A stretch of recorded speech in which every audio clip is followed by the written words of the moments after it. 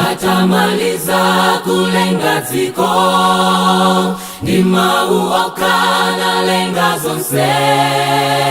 Tapanga muntu chifanizo ke, ndi mpweya wake na muzira. Anapumula kuchito zonse, lachisanu chiwiri. Atate naliyereta, siku la sabatalo.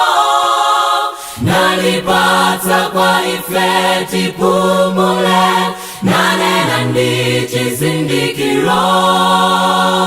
Tikondwera fe kuza kwa siku la sabatalo patulika, la sabatalo dalitika.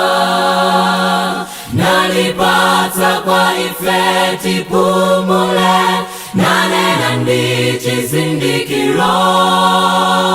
Tikondwera fe kuza kwa siku la sabatalo patulika, la sabatalo dalitika. Siku lindila atate watu, limatipatsa ife chimwemwe. Timasongana mkachisi wake, kuzampembedza Mulungu watu. Tikuyendera fe kulisunga, siku lila sabata. Nilamulo lokasikika, losasitika konse. Nalipata kwa ife tipumule, nanena ndi chizindikiro.